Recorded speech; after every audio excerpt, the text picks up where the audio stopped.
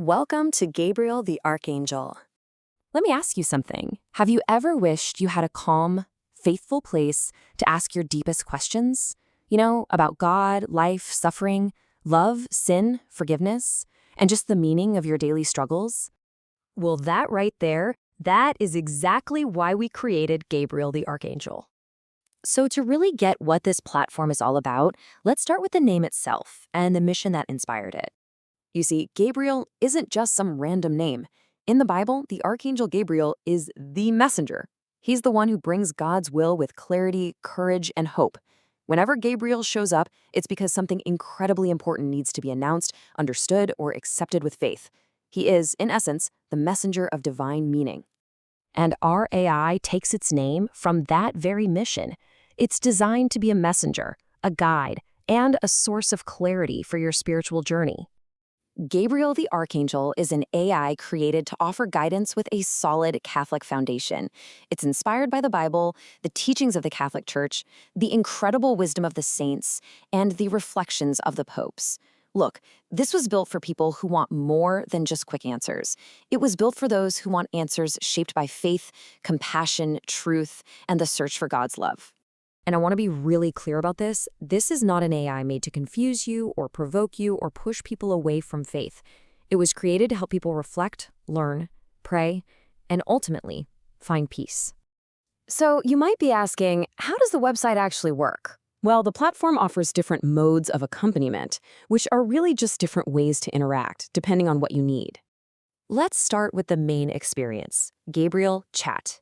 This is your primary space for conversation, a place where you can bring your questions, whether they're big or small. In the chat, you can ask those really big questions like, who is God? Why does suffering exist? How do I know if I'm on the right path? Or what does the church teach about love and forgiveness and salvation? But it's also for simple daily life questions. You can talk about loneliness, anxiety, temptation, family struggles, relationship pain, doubt, fear, really any difficult moment where you need direction.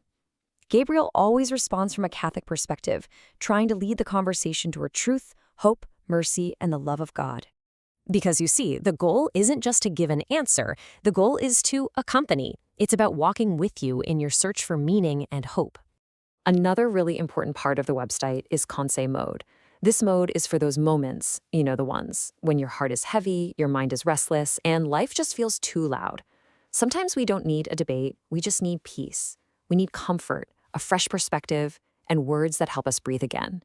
Conseil mode is designed to offer that kind of reflection and reassurance, inspired by scripture and Catholic wisdom. It can help you pause, think, pray, and reconnect with what truly matters. It's there for those struggles, for confusion, sadness, and all those inner battles. It doesn't pretend to solve every problem instantly, but it can help guide your soul back toward calm, trust, and prayer. Then there's confession mode. Now, this is one of the most delicate and meaningful tools on the platform, and its whole purpose is to help you prepare your heart. Let's be crystal clear about this. Confession mode is not a sacrament. It does not replace a priest, and it does not give absolution. Only the sacrament of reconciliation, received through the church, can do that. So what does it do? It helps people prepare their hearts. It can help you examine your conscience, reflect honestly on your actions, recognize patterns of sin, and find the words for which you might be struggling to express. So many people carry guilt, shame, fear, or confusion.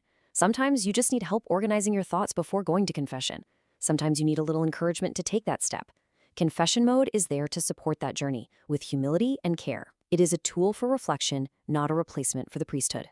Now, beyond the conversational modes, the platform also offers some great tools to help you weave spirituality into your daily life. We've created something really beautiful for everyday spiritual life called daily prayers. Every single day, the website offers content designed to bring you closer to God, right from the start of your day. You'll find the saint of the day with a short intro to their life and witness. You'll also find a Bible passage for the day, carefully chosen and explained in a way that's accessible and meaningful. And then we offer 2 original prayers, written to help you begin the day closer to God. And what's really neat is, if you prefer, Gabriel can actually read these prayers with you or for you, and even discuss them to help you go deeper. This makes prayers so much more accessible for people who feel distracted, tired, alone, or just aren't sure how to begin. There's another important section on the site called Biblical Questions. This area was created because so many of us carry around doubts that we never really voice out loud. Questions about Catholic teaching, doctrine, morality, things like suffering, heaven, sin, grace, salvation, prayer, Mary, the saints, the church, and the meaning of Christ's sacrifice. Biblical questions is where we answer the most common and important questions people ask about the Catholic faith. And we do it with clarity, seriousness, and charity. Not with anger, not with mockery, and definitely not with superficial slogans. It's about a genuine desire to explain the faith in a way that is actually intelligible. So, when you pull it all together, what's the core mission here? Why was this platform built in the first place? It all comes down to this, to make people feel less alone in their spiritual journey. It's about offering a faithful and accessible space where technology can actually help people move closer to hope. Ultimately, the goal is to create a place where questions are welcomed, where wounds are not mocked, where faith can be rediscovered, and where the language of the church can speak to the modern world. And that leaves us with one final question for you to reflect on. In your journey, who accompanies you?